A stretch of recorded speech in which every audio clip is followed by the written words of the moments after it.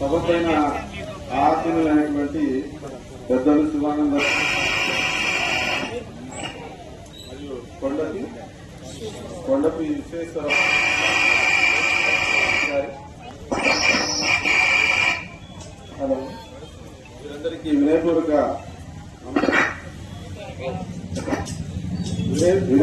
నమస్కారాలు. అలాగే మన ఈ కార్యక్రమానికి ఇంత ఖర్చు మరియు ఒక కార్యక్రమం చేయాలంటే మేము కూడా చాలా కార్యక్రమాలు చేయడం జరిగింది. దాదాపుగా 2017 సంవత్సరం నుంచి మేము మా స్థాయిశిక్ష ఇంటర్ కోసం పనిచేయడం జరుగుతుంది. లక్షల రూపాయలు రోజుల తరబడి కష్టపడి స్తంభాలకు ఎక్కి జెండాలు కూడా కట్టాము. ప్రధానమైన ఏ కార్యక్రమం విజయవంతం చేయాలనేటువంటి ఒక ఫీల్డ్లో పనిచేసేవాడు కదా. ఫీల్డ్లో పనిచేసే కార్యకర్త లేని రోజున ఏ హిందువు కూడా హిందువుగా ఉండడు.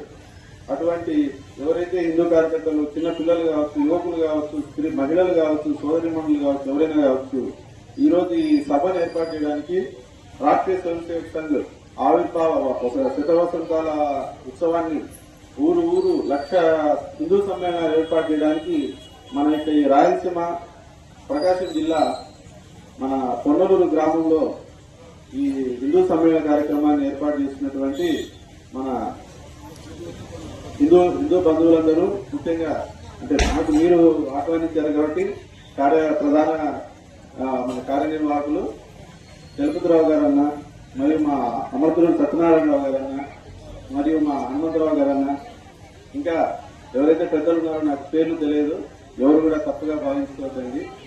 కాబట్టి అందరూ కూడా ఎవరైతే ఈ కార్యక్రమం ఏర్పాటుకు శ్రమించారో, కష్టపడారో అందరికీ కూడా పేరు పేరున ధన్యవాదాలు, నమస్కారాలు తెలియజేస్తున్నాను.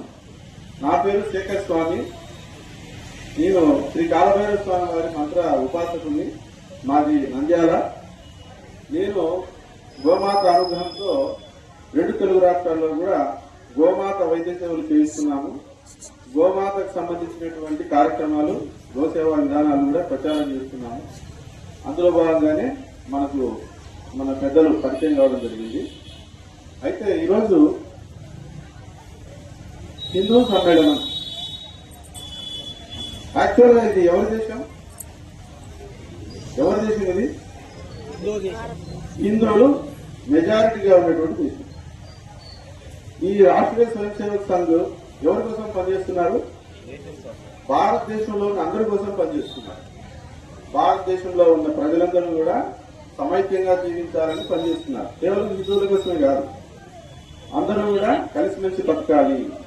అయితే భారతీయ సంస్కృతి మూలాలను నిలబెట్టుకోవాలనేది రాష్ట్రీయ స్వయం సేవక్ సంఘ్ యొక్క ప్రధాన కార్యాచరణ.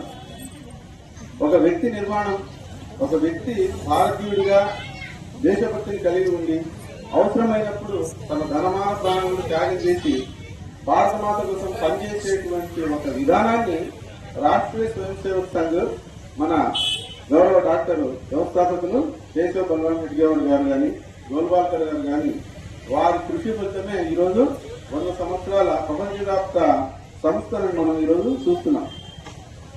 మరి మన దేశంలో మనం ప్రశాంతంగా జీవిస్తున్నామా?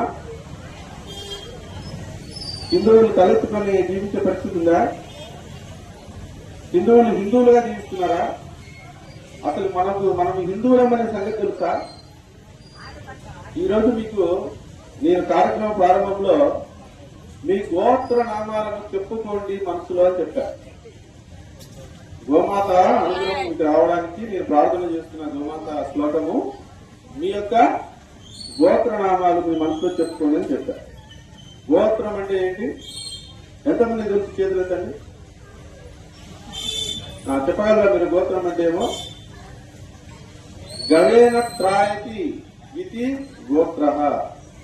గోమాత చేత రక్షింపబడిన వాళ్ళ యొక్క వంశక్రమము. మన గోత్రం దేన్ని సూచిస్తుంది? మన యొక్క వంశాన్ని సూచిస్తుంది. గోత్రం అని పేరెందుకు వచ్చింది అంటే మన వంశంలో ఎవరైతే ఇంతవరకు గతించిపోయారో మన పెద్దలు, తాత ముత్తాతలందరినీ కూడా స్వర్గానికి నరకానికి మధ్యలో ఒక నది పారుతుందంట. దాని పేరేంటి? గరుడ పురాణంలో ఉంది, వైతరిణి నది.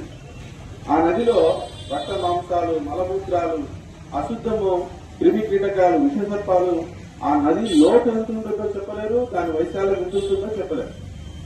మనిషి ప్రాణం పోయిన తర్వాత యమదూతలు, ఇక్కడ ప్రాణం ఉంటుంది నది నొద్దులో, యాతనా శరీరం అంటారు దాన్ని తీసుకొని స్వర్గానికి లేదా నరకానికి తీసుకుపోవాలంటే ముందు ఈ నదిని దాటాలంట. ఆ వైతరణి నదిని దాటించడానికి ఈ యమదూతలు ఈ జీవుణ్ణి లాక్కొని వెళ్తున్నప్పుడు వాడు ఆ నదిలో వాడిని కొట్టుకుంటూ, వాడిని తిట్టుకుంటూ లాక్కొని వెళ్తున్నారంట, ఈడ్చుకొని వెళ్తున్నారంట. అలా వెళ్తున్నప్పుడు ఆ జీవుడు అనేవాడు ఈ రక్త మాంసాలు, మలమూత్రాలు, ఆ పాము కాట్లు, క్రిమికీటకాల కాట్లు భరించలేక ఘోరమైనటువంటి ఆవేదన, నరకయాతన అనుభవిస్తాడట.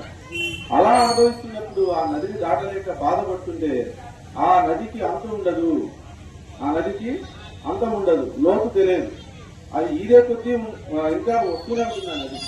అటువంటి నది దాటించడానికి ఈ జీవుడు అనేవాడు కింద పుణ్యం చేసి ఉంటే, ధర్మాన్ని ఆచరించి ఉంటే, అప్పుడు కామధేను గోమాత వచ్చి తన తోకను ఇచ్చి ఈ అనంతమైన ఈ వైతరణి నదిని దాటిస్తుంది, దాటించి యమదర్శనానికి తీసుకుని వెళ్తుందని చెప్పేసి మీరు గరుడ పురాణంలో చదవచ్చు. గరుడ పురాణం చదివారు ఎప్పుడైనా? ప్రతి ఒక్క హిందువు ధర్మం విలువ తెలుసుకోవాలంటే గరుడ పురాణం చదవాలి. గరుడ పురాణంలో ఇవన్నీ కూడా ఉంటాయి. పాపానికి ఎటువంటి ఫలితం వస్తుంది, పుణ్యానికి ఎటువంటి ఫలితం వస్తుంది. కాబట్టి గతించిపోయిన మన తాత ముత్తాతలు నరకానికి పోకూడదు, స్వర్గానికి పోవాలి అని చెప్పేసి మనం వాళ్ళకి ఏం చేస్తాం? ఇలా తర్పణాలు వదులుతాం, పిండ ప్రదానాలు చేస్తాం, వాళ్ళ ఆత్మ శాంతించాలి. వాళ్ళకి మనం చేసినటువంటి పిండ ప్రదానాల వల్ల గోమాత వచ్చి తన కోటనిచ్చి ఈ అనంతమైనటువంటి వైద్యుని నదిని దాటించి స్వర్గానికి లేదా నరకానికి తీసుకెళ్తుందని చెప్పేసి, అంటే యమదర్శనానికి తీసుకెళ్తుందని చెప్పేసి పురాణాలు చెప్పబడింది. అంటే గోమాత తప్ప ఎవ్వరు కూడా ఆ రోజు ఏ దేవుడు కూడా జీవుని దాటించడు. దాటించడాన్ని త్రాయతి అంటే కాపాడటం, రక్షించడం, తరంతి అంటే దాటించడం. ఈ వైతరణి నదిని దాటిస్తుంది కాబట్టి గోత్రము, వైతరణి నదిని దాటించేటువంటి దేవత కాబట్టి గవేన త్రాయతి ఇది గోత్రము. ఈ పదానికి మీనింగ్ మీరు దేవతల దగ్గరికి వెళ్తే మా తాత ముత్తాతలందరూ స్వర్గానికి వెళుదురుగాక, వాళ్ళని స్మరిస్తూ వాళ్ళకి మోక్షం లభించుగాక స్మరిస్తూ మీరు గోత్రనామాలు చెప్తారు. మీ గోత్రము, మీ ఇంటి పేరు చెప్తారు. మీ ఇంటి పేరు దేన్ని సూచిస్తుంది? మీ ఇంటి పేరు తరతరాలుగా మీరు ఎటువంటి వృత్తిని చేపట్టారు, మీరు ఎక్కడ నివసిస్తారు, మీ ఊరేమిటి, మీ జిల్లా ఏమిటి అనేది పాతకాలం లెక్కల ప్రకారం మీ ఇంటి పేరు సూచిస్తుంది. మీ ఇంటి పేరుని మీరు వదిలిపెడతారా? మీ గోత్రాన్ని మీరు వదిలిపెడతారా? గోత్రనామాలు లేకుండా మోక్షం లభిస్తుందా?